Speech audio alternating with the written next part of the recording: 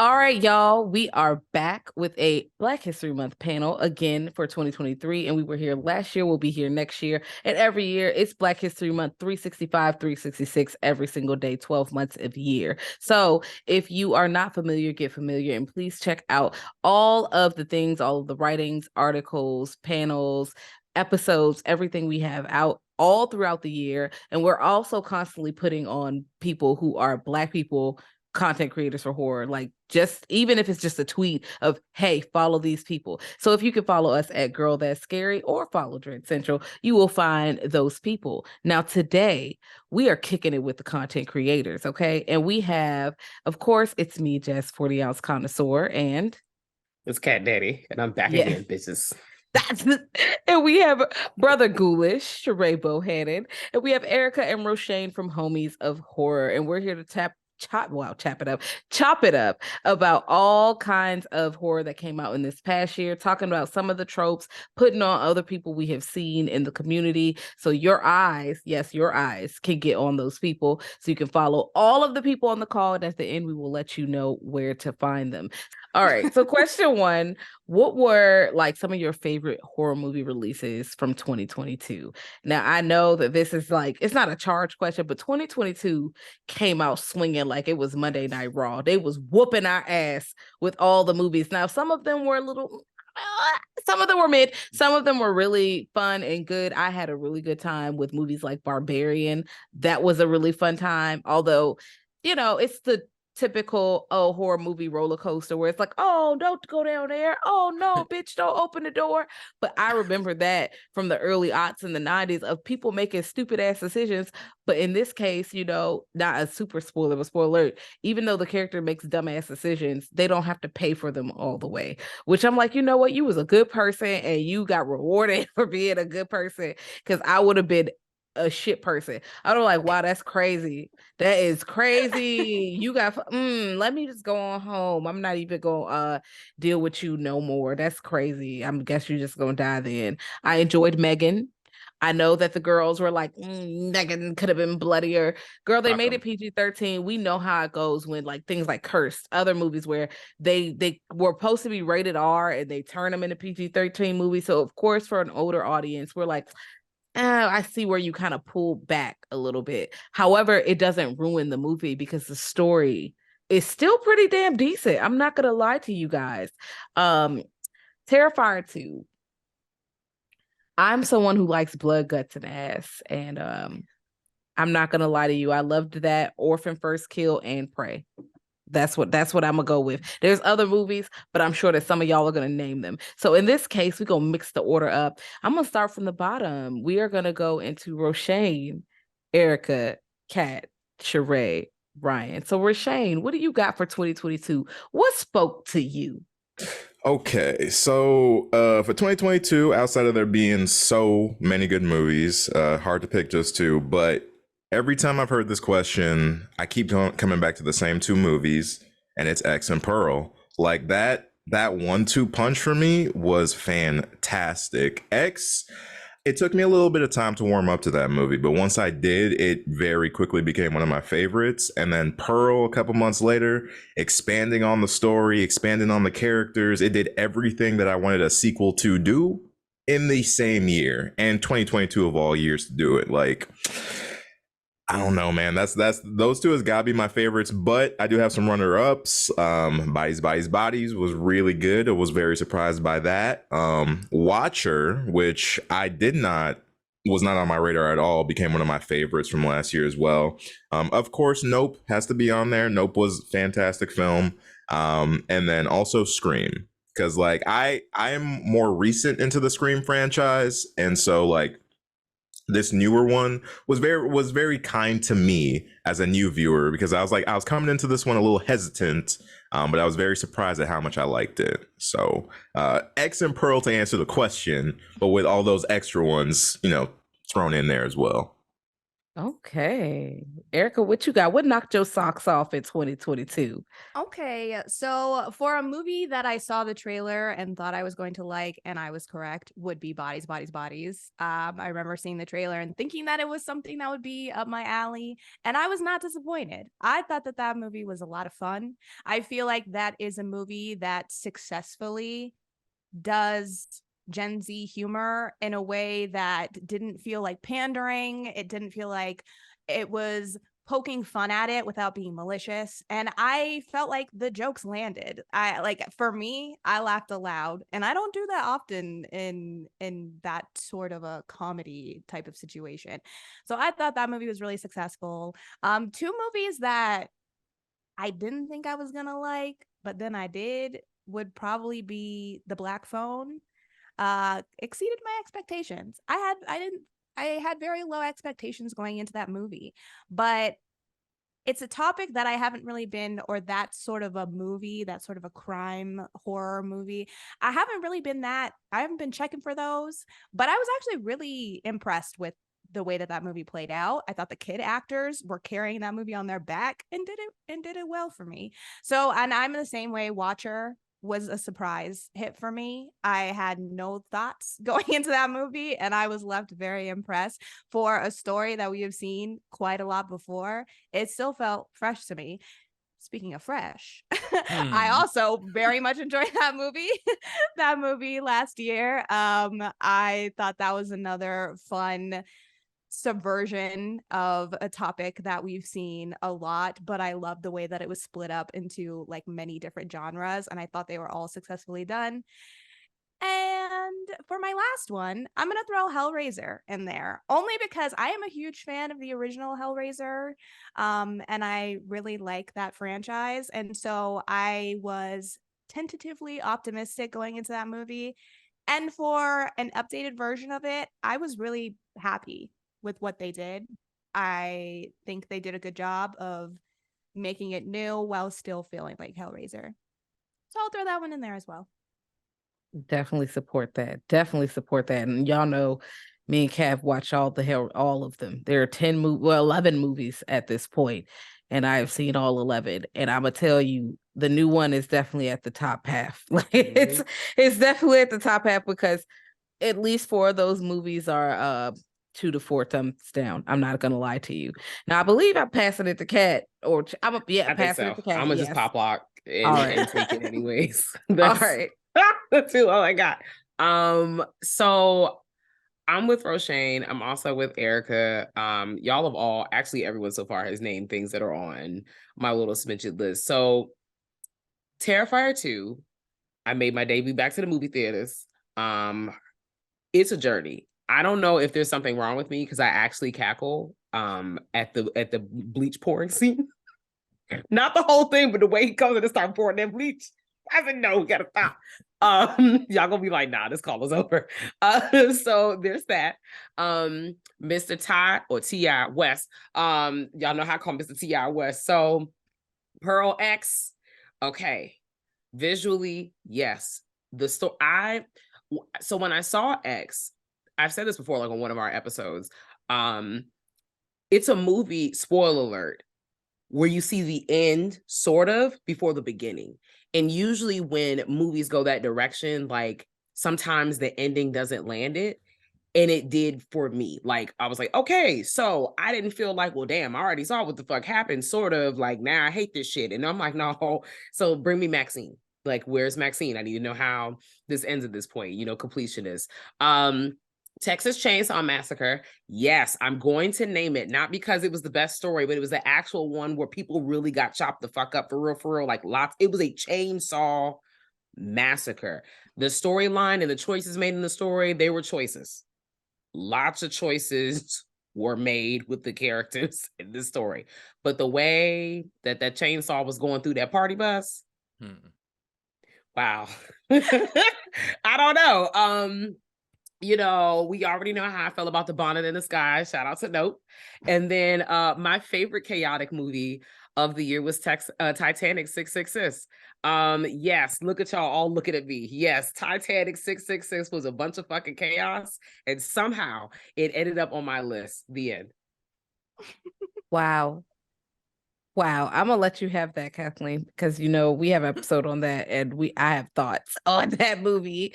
Sharai, what you got for 2022? I mean, I too am a Nope stan account. I feel like the Sky Bonnet got me. Jordan Peele's always giving us a thesis. Some of us need to learn how to read it, but you know what? That's not my lane right now today. I also really liked Watcher. And Miss Mika Monroe put on a different wig and also gave a significant other, which is on Paramount. And it's not what we thought it was. Because we see this couple in the woods, and we're like, we've seen this movie before. It's not that movie. There's no way to talk about it without ruining anything. So just hit play on that bitch because she's a good time, and we don't talk about her enough. Definitely one of the Scream Queens we're not talking about. When you mentioned Titanic 666, it reminded me of my own chaotic movie that I don't love, but also did something for me, and that's Smile. Smile's a hot mess. I'm gonna say less, but also she's also a little bit disturbing. Like when they whispering at her in her house, I'm like, oh no. And so I have to give them that for those scares because not a lot of other movies were scary, unfortunately for me. But also I've seen it all, and so it's hard to scare me. That's nobody's fault. That's life. I'm also fussing with The Children, which is on Shudder. Because I already don't like kids, but to have them also be using Jedi mind tricks and just causing chaos. Mm-mm. Mm-mm. Oh, you mean The Innocents, right? Thank you. I Thank got you. Yes, yeah, we here. I know what you're talking about. I was like, The Children 2008. I was like, oh, hold on, that's a different movie. I call it The Children because The Children was popping the fuck off. I I was like, oh no, put these bitches in daycare. Close the door. I'm quitting my daycare job. Hell no, I'm quitting the job. Not them. No, thank you. They ain't right. The babies ain't right.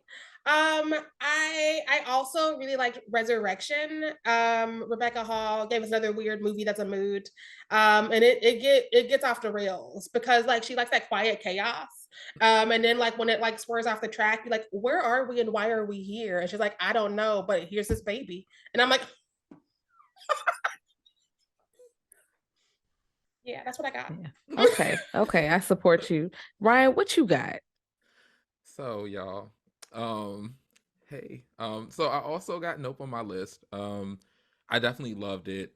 It really, and I think we'll get into it with later questions and stuff, but I think it was just the way the direction was handled, and then to see so many people talk trash about it after, I think that made me appreciate it more because I'm like, he really went all in on this.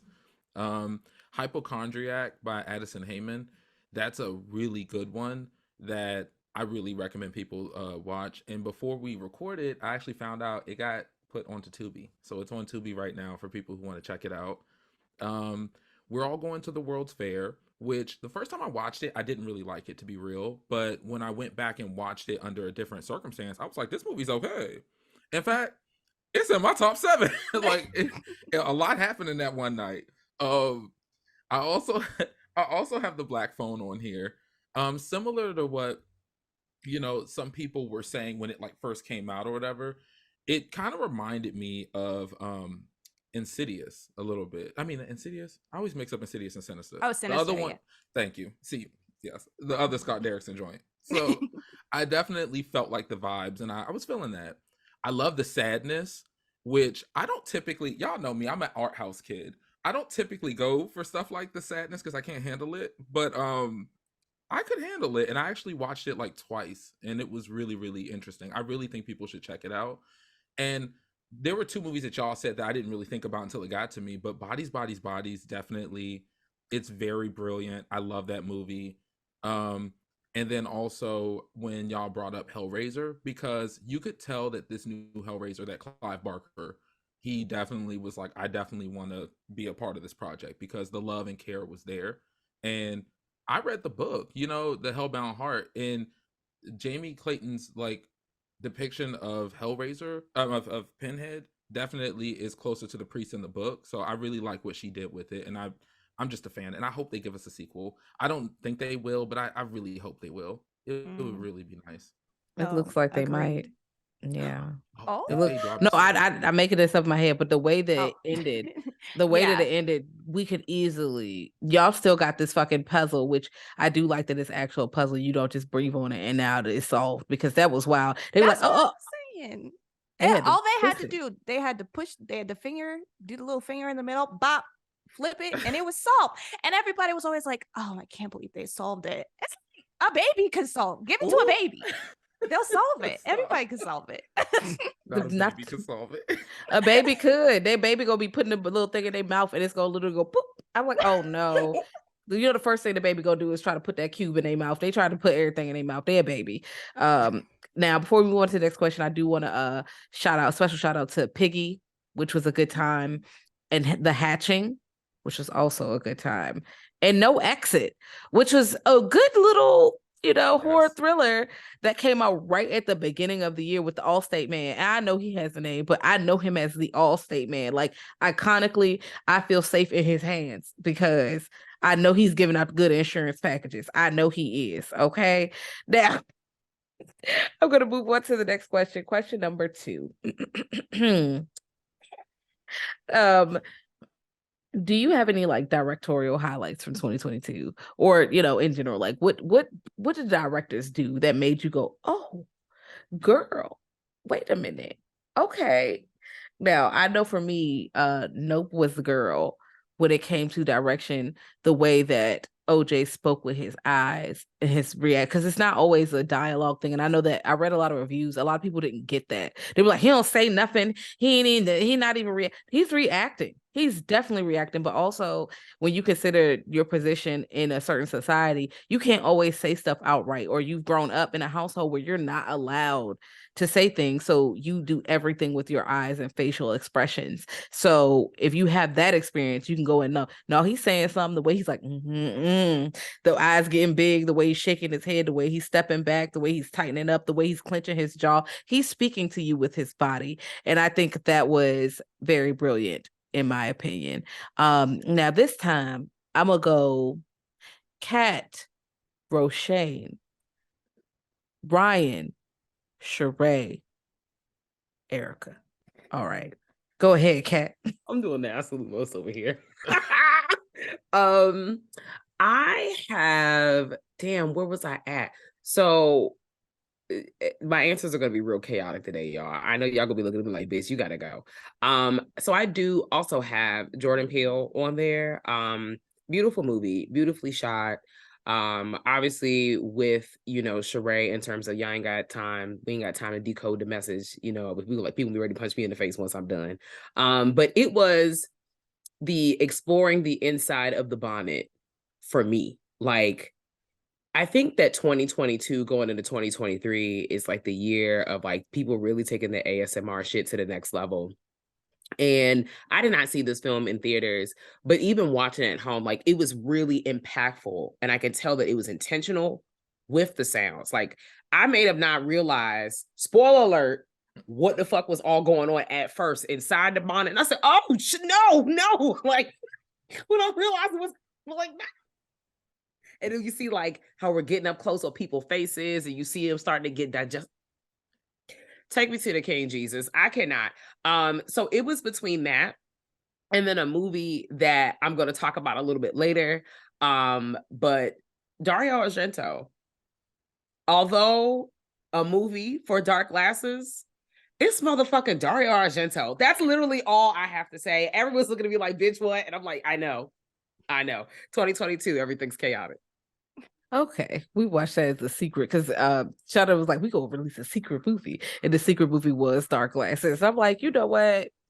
To be fair, he is still doing the damn thing, so I'm not gonna lie to you. But that movie made choices. It definitely made choices. Roshane, what you got as a directorial highlight? All right. Well, obviously, spoiler for anything I'm about to say, but so 2 specifically, again, I'm gonna echo the Jordan Peele on Nope. The whole movie is clearly just a directorial feat, but for me, the blood rain sequence was something that has stuck with me to this day. I was shook when I saw that in theaters, and I'm still shook here in 2023 off of that scene. From the visuals to the audio, every part of that was phenomenal. And then the other one I'm gonna throw on there is going back to my ex Pearl situation. Now, X, I think I enjoyed more than Pearl, However, there were some directorial things in Pearl that were just like knock out of the park for me.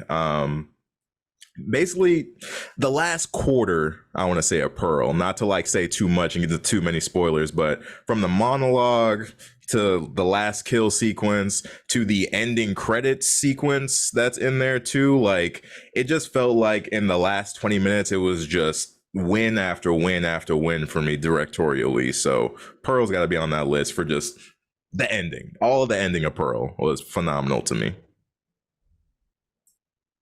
Excellent. Now I'm going to pass it over to Ryan. What you got for directorial highlights? I also have to put Jordan Peele on the list for Nope. It was exceptional. I think one thing that I liked was after the movie came out and they were going on their rotations and doing interviews, wherever he went with Keke Palmer, we find out that like he, in directing this, he allowed her to help create the character Emerald, which I thought was really dope. And there were even people who were trying to play with her during the interviews and like focusing a lot of questions on Jordan Peele. And he would take time to say, well, this is a question for Keke because, she did help make Emerald what it turned out to be. And I think that type of collaboration with the actors that you're working with, it comes through on the screen. I think that's why I felt so emotional in the role, like towards it. And I don't want to get into a specific in case anyone hasn't seen it. I mean, we all have, but the people watching. I think that's why Kiki's performance at the tail end hit me so hard because she's invested in the role at that level. So I also put Addison Heyman on the list, which ties into why I liked Hypochondriac. When I saw Hypochondriac the first time, I actually saw it at Overlook Film Festival. So as a result, Addison was there.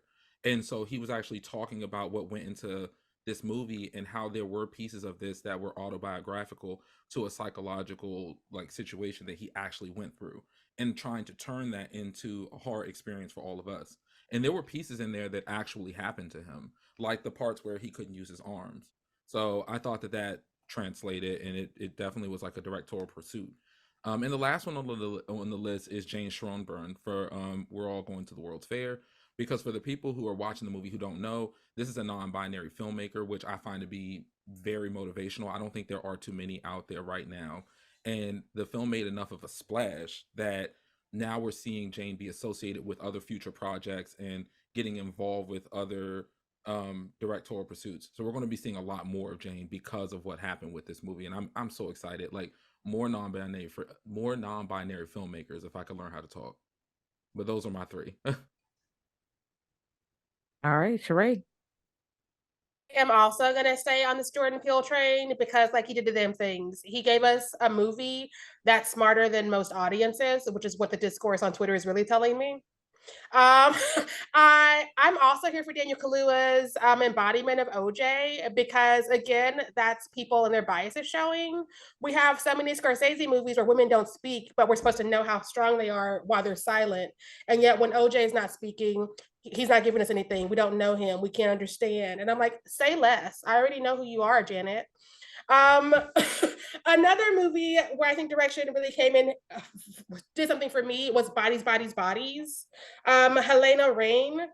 I know the work of the playwright who wrote Bodies, Bodies, Bodies, and she's always giving like these like large ensemble of women doing things to the point where sometimes they don't even get names, they just get numbers. And so like knowing what I know about that playwright's work before film, I'm just like, how do you even like capture all of this? And also it's got to be like on the nose because you're doing like something from Gen Z and you have to like be TikTok and Twitter smart. And also you have Pete Davidson, but you have to like make him not stick out. She did the damn things. My other movie is Nanny, which is African folklore. Hi, we don't ever get that over here. I've never heard the director's name said, so I'm probably butchering it because I'm from Missouri. But it looks like Nikyatu Jusu. I know I'm wrong and I apologize, but she did the damn things and I'm excited to see what she does because she's going to be doing our new, oh my God, Night of the Living Dead sequel. Yeah. Yes, very excited about that. And I loved Nanny because I used to do childcare for affluent white people. And a lot of those interactions are very authentic. And I was like, oh my God, they would say that, or they would do this, or, they wouldn't do this. And you start caring for you. Why are you doing this, girl? You ain't got no food in the house. This baby got the same clothes on for 2 days. Like, what's going on? Like, and you looking at me while I'm looking at you like the Diddy gift. Like, you supposed to be affluent and put together. Look at your baby. They have not bathed in 3 days. What's going on? If I was not here, your baby face would not be wiped down. What's going on? Listen, Bath night. Listen, she also handled microaggressions in a way that a lot of movies thought they were handling race last year, and they were not. While they were out here doing clownery, she was like, no, what if we kept it realistic? And we actually just like made it a thing where if you know, you know, and if you don't know, you don't see yourself being this carrot in this space. So yeah, I'm here for that. All right. Erika, what you got? I also have 3, 2 repeats though, but yeah, Jordan Peele with Nope. I mean, Kat, I think something you said was like being intentional, and I think that is such a great example of a movie where everything is intentional. Every shot, every setup, every set design, every character's movement and thought there's intention behind it.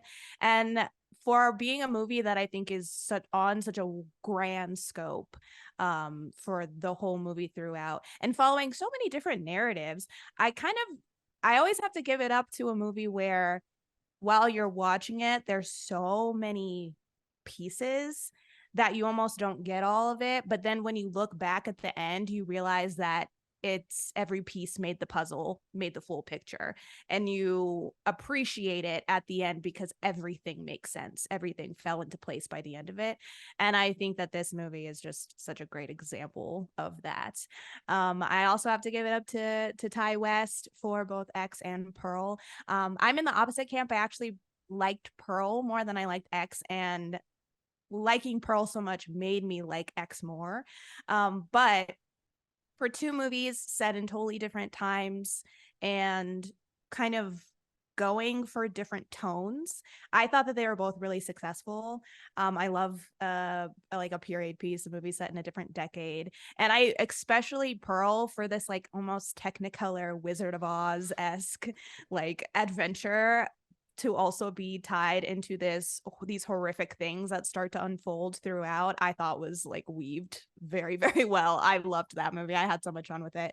And then last, I'm gonna give it to Henry Selick for Wendell and Wild. Stop motion is always gonna be that bitch. Like, I just can't get enough of it.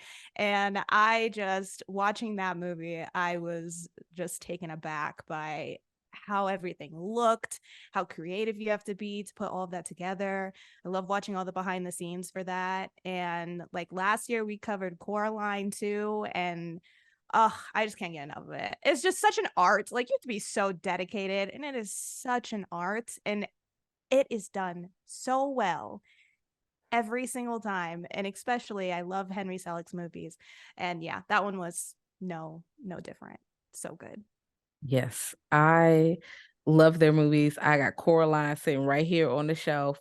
I love Coraline. I loved Wendell and Wild, although Cat is literally this cat on the call. Like, they look like the same Fran, glasses, hair color, nose ring, face shape, golf boots, I'm like, wait a minute. Look, lean I have in. questions still. I still have questions. And just every time someone mentions this movie, I haven't pressed play yet because I already know. I think I'm going to feel feelings in my chest. But I'm like, nigga, is that me? Like, dead ass. No, not even joking. Like, No, is this really, me? It Is this me? And It knowing is. what I know, like, people, we're going to talk later, but friend. Look, they need to cough up the coins if they're using your I've likeness. already was told directly, you were brought up in a conversation in a room, and I ain't heard from that person since, but the TV show is on TV right now. Listen, I'm telling you, y'all think y'all fucking slick. I'm really just like, I can't. And not the same name. friend. Now, Cat, this is something. Give it give a letter change. I was something. waiting for that cat to be like, I also have a podcast, because I was like, Stop it right now. check. I was like, now with the K, how many Black people you know named Kathleen? Because And then hits the corner. and not even Kathleen was with a nickname with Cat. Just Listen, I'm looking at them deeply into their eyes. If you see me, I'm looking in the camera. I'm ready to square up with everybody. Oh my gosh. So, question 3. Which 2022 releases fell short for you? Now, for me, okay. I watched over 80 movies that came out in 2022. Y'all know me. Sometimes I have trouble sleeping. I throw a movie on, or Saturdays, I'm a homebody. I don't really like to go outside too much. I'll go outside, here and there, but my favorite Saturday activity is to get me a little Red Bull in the morning, open up my computer, start my Sims, and play movies back to back. Just start watching movies. And there were a few movies that I was like, y'all made, okay. The first one I need to say out loud, Soft and Quiet. I don't know who all on the call watched Soft and Quiet, but I feel I hate, and I don't hate movies, but god damn that movie. And I get what they were trying to do. I get that you were trying to show that racist people can be these people, regular, white women who seem unthreatening to everyone else. You don't really consider them as the problem. Or anytime we show racist people, it's like some man with a cowboy hat on or a fucking KKK hood on, and they're saying the N-word aggressively and something like that. You're not seeing a white woman who has a job. Like, they all have jobs, they have husbands, they're just living lives, they're holding their babies, they're just like, oh, baking pies. And no, y'all are very racist, and you taking this as a joke. You putting swastikas on the pies. You going and you like breaking into people's houses, using their shit. It definitely reminds me of, and that's also what something is. It's like, this is not the first time we've had this depicted in the situation where, okay, it's not just racism, but the jealousy involved in the racism of, you have more than what I have, and you don't deserve that because I am white and I am entitled to have more than you. That happened in Dawn of the Dead, where they were shooting people. It's zombies outside, and they're like, look at these N-words. We about to break all their stuff down because they shouldn't have all that. You got more than me. We talked about his house, which will be coming up at this month, of like, oh, your house is bigger than mine. Motherfucker, it's ghosts and roaches in here. I don't know what you're doing. And then the language, it's just like, it's painful for me as a Black person to sit through, because this is not a lesson I need to be taught. You don't need to teach me that white women can be insidious, because motherfucker, I know there's a whole book written about white tears. We know that, because in the movie she crying and doing all, oh no, you think that, no, we've seen that weaponized. Like, you don't need to teach me this lesson. Also, Black women have been, especially Black scholars, have been writing about this topic and yelling from the mountaintops, and you think you coming in with this movie doing something that's groundbreaking. It's not groundbreaking to me, but it may be groundbreaking to some unassuming white person who did not think that way. Girl, I can pull up to the Target that's not the Target by my house, because we know where the Target by my house is. We're not getting none of that over there. But another Target, which would be considered the nicer Target, you're going to find a woman like that in the parking lot. Like, this is not like some diamond in the rough. I'm gonna find somebody who like this. I used to work in Arlington, in one of the most affluent counties in Virginia, and they were running with the Trump shirts on, baby. They were outside jogging.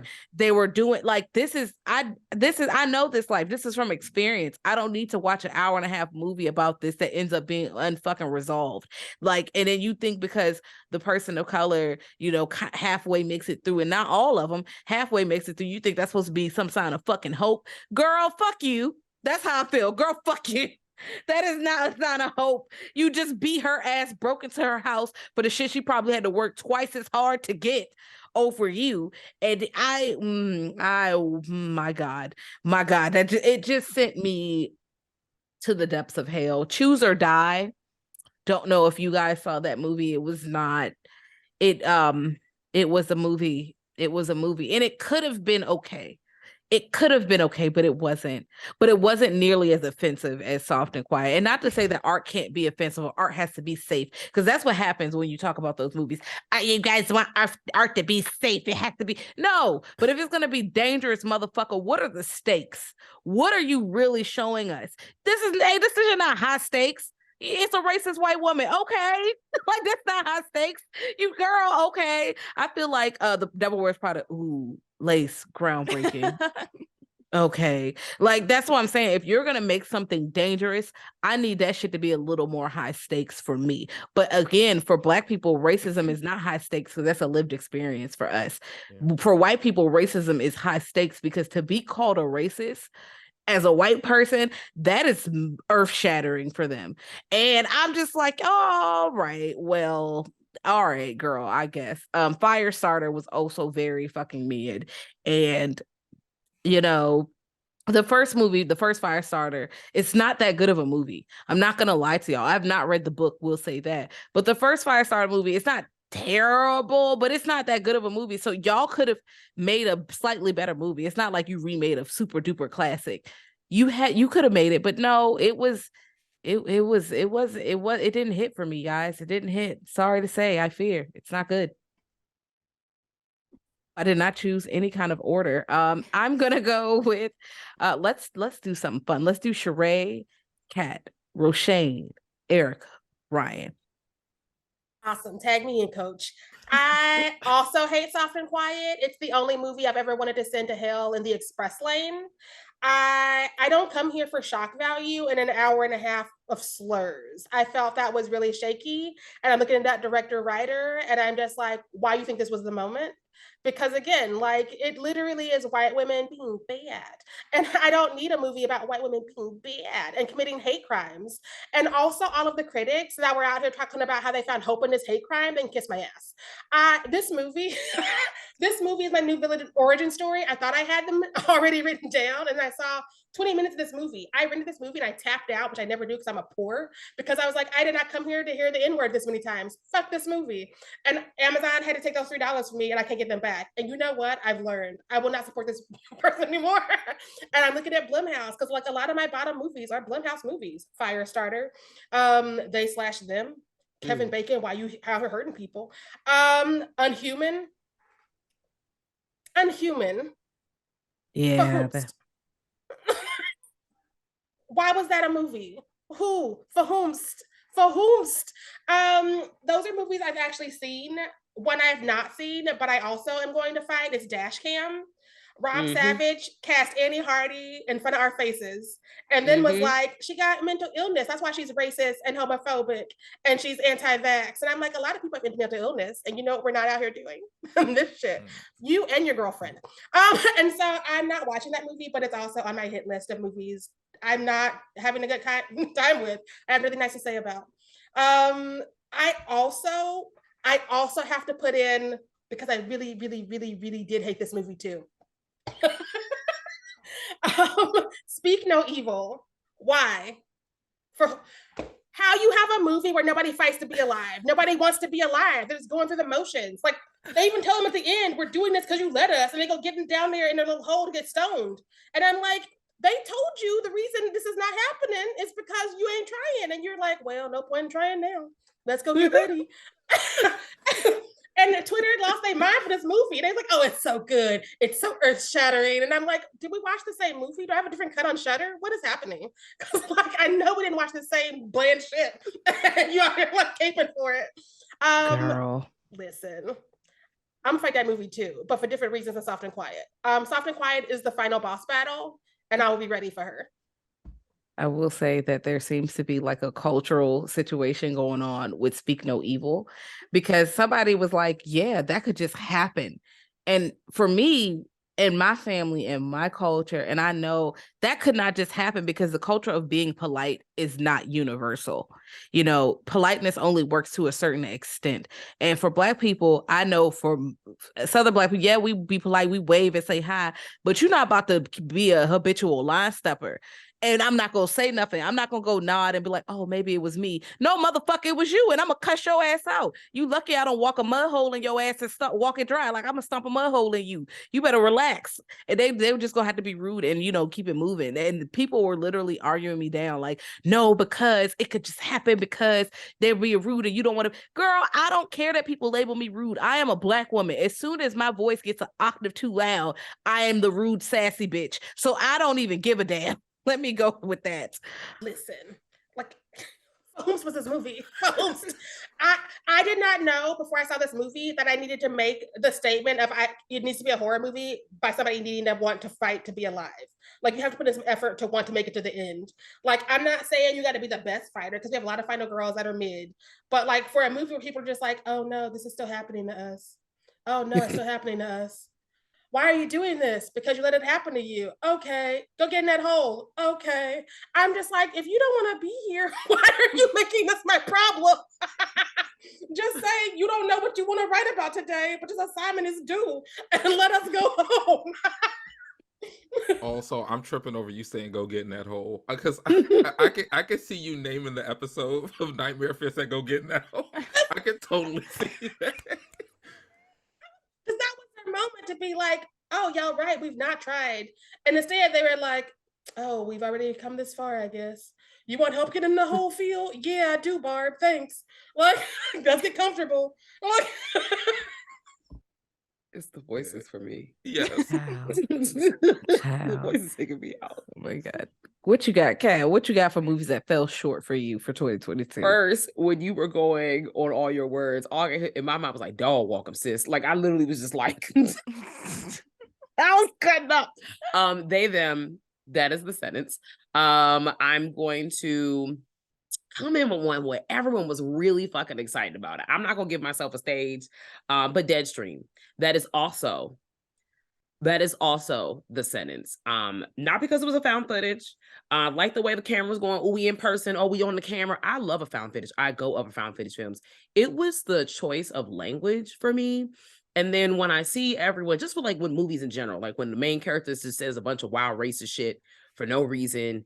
And, everyone spends all their time telling me, this movie was real great. And I'm like, bitch, tell me where. Was it this racial slur or that one? Because I was so distracted by what that motherfucker was saying. Because as a human, like, we all know words mean things.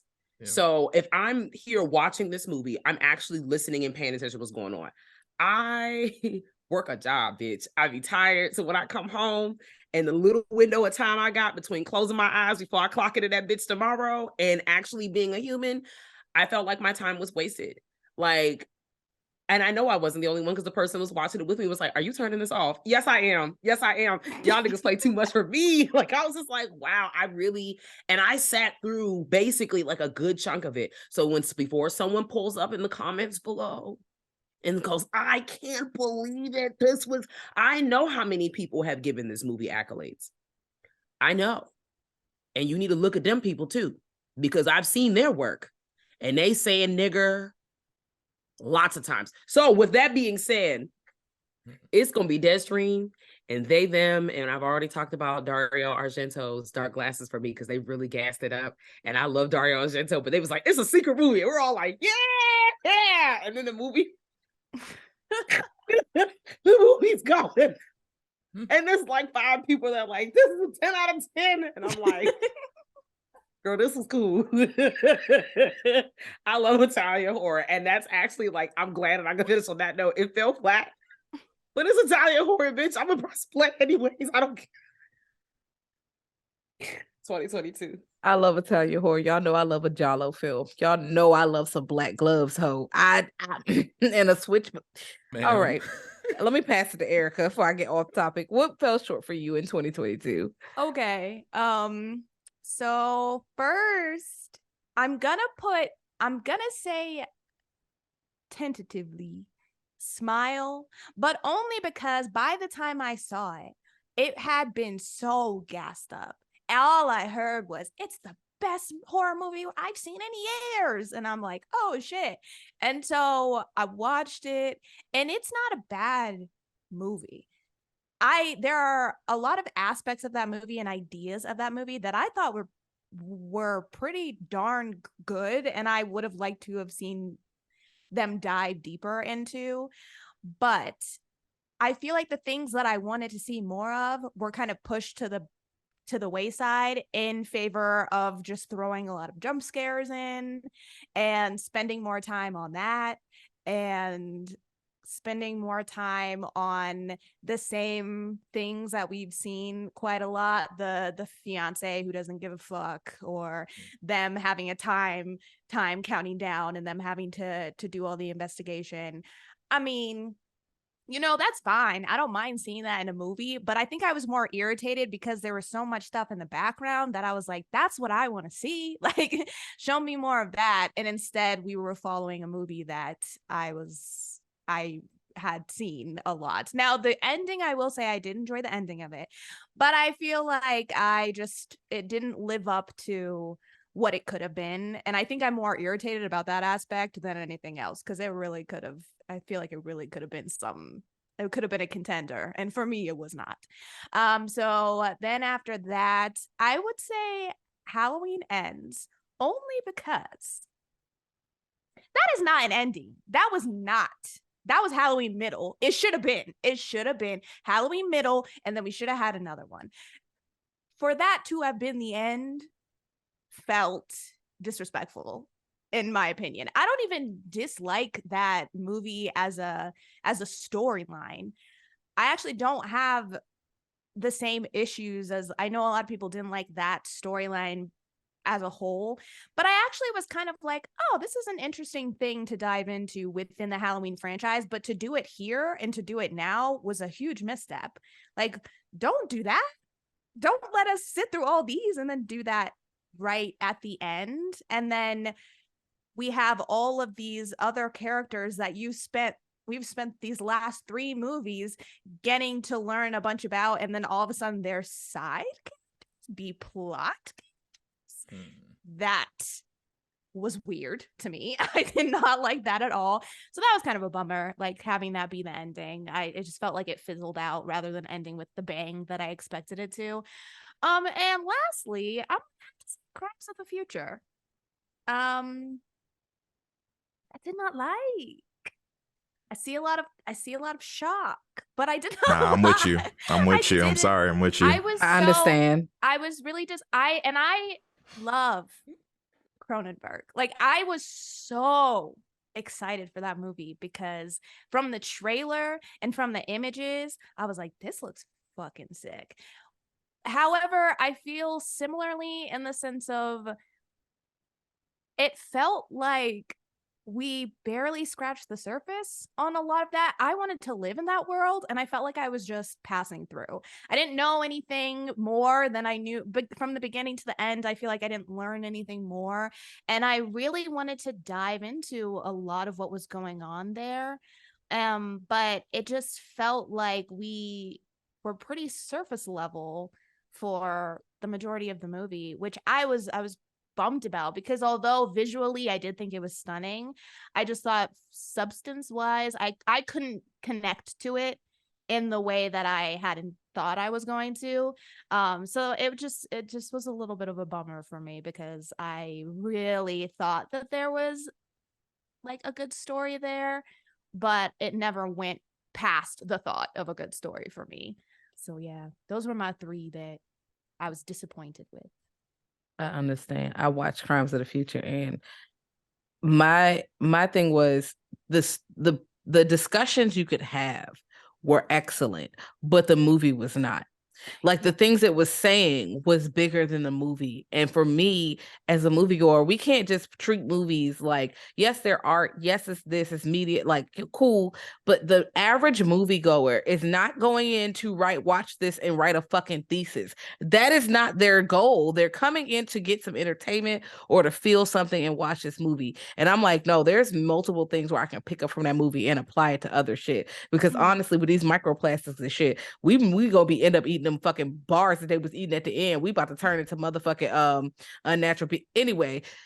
I recommend watching it, but watch it while you playing The Sims and building a house, baby, because it's dry. It's dry as hell. It's dry as an overcooked chicken breast, baby. It's dry as fuck. And and I love Cronenberg too. Like, we paid money. We paid money to watch that Jake. And I'm like, wow.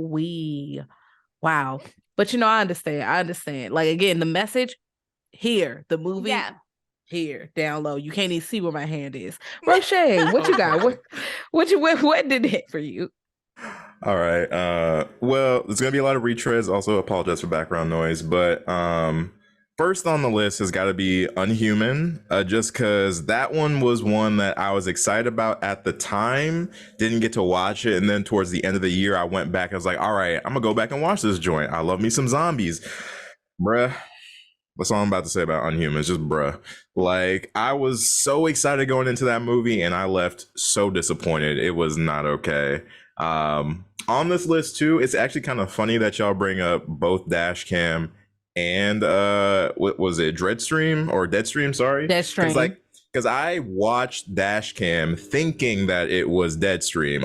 I remember hearing like there was a popular found footage out there that everybody was talking about. I was like, oh, it must be Dashcam. So I started watching that joint.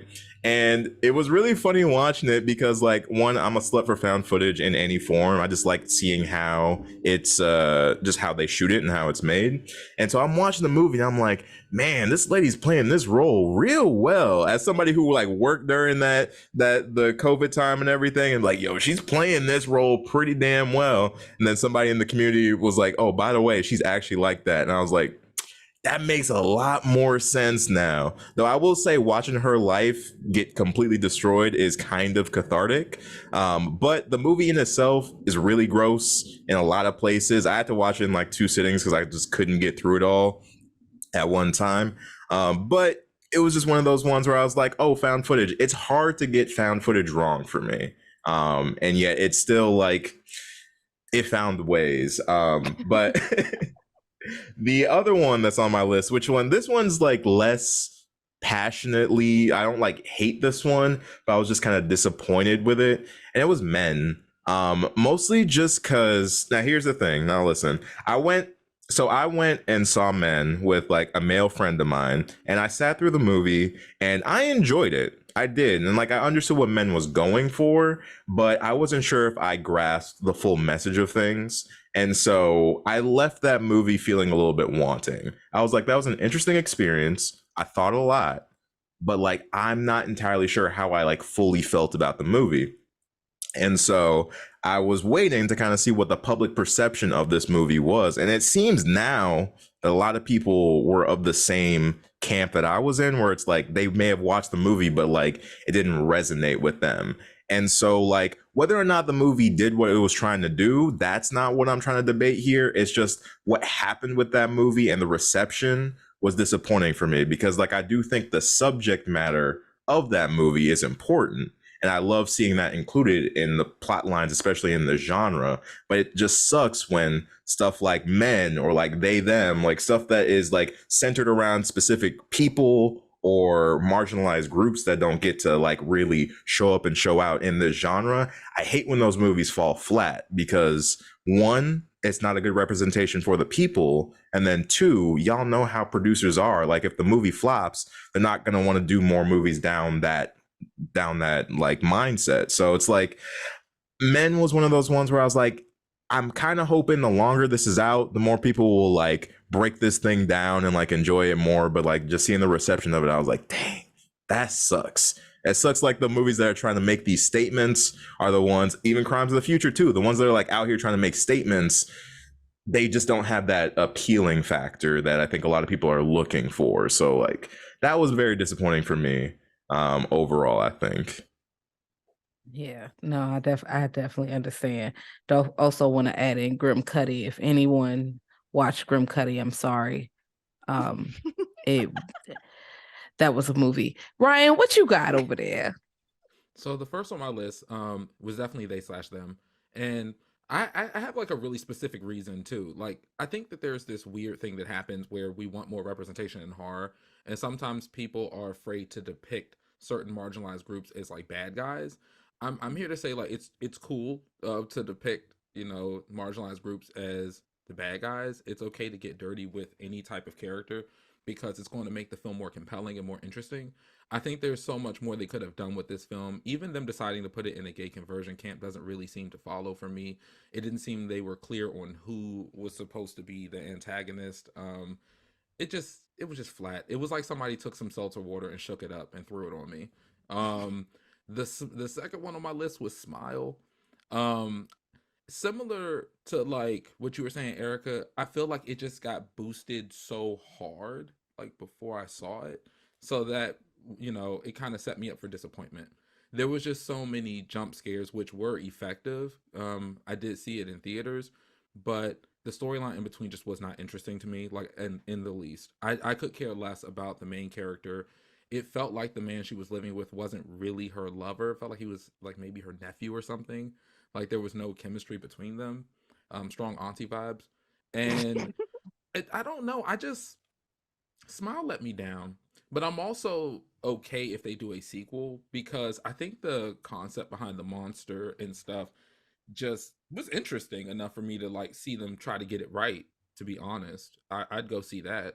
Um, Halloween Ends, especially because I mean a lot of what has been said about this is just facts. Back to a lot of what Erica said, and just kind of you're introducing all these brand new concepts for something that's supposed to be the end. So it didn't really make sense. I do give them extra points for trying to be ambitious because I get that the concept itself is dope. This idea that there's like a boogeyman living in the sewers who's preying on the members of society that people have discarded. I think that's really cool. I just don't think it makes sense to introduce something like that at the end of a beloved franchise like this. And it kind of smells like what horror franchises have done in the past, especially Hellraiser has done it, as y'all know, because y'all covered the entire franchise. But they take movies that don't belong to these franchises and then they just plug in monsters that are, going to get asses in seats. And it's kind of like fan abuse at the end of the day. It didn't feel like a Halloween movie to me. Like very similar to what Sharai was saying in her favorite movies with 78 Halloween. It's like that's a classic movie. And this is how we perceive Michael Myers. A lot of us grew up watching this, even people who aren't horror fans, because horror is getting so big now that everyone is coming to the theaters and watching it. And the mass audience knows who Michael Myers is, even if they're not a freaking horror fan. And it wasn't that thing that they had in the sewer. I was just waiting for like him and Cody to make out because it was feeling very tender. Like it definitely wasn't feeling adversarial at all. Yes. There's a point where Cody is like riding on his motorcycle, and I thought it was gonna pan back and Michael was gonna have his arms around him and be on the back, but it was Allison. But I was dead ass. I was like, I would not be surprised if that's what happened. When he worked him over in the sewer and took his mask, I was like, this is a bad breakup. We need the rest of these scenes. Like it's Grease 2. I told y'all it's nega Grease 2. And if you've seen Grease 2 and then you just splice some of these scenes in, it makes sense. And I'm always singing Sharai. So that's what it was on that you were giving Cool Rider.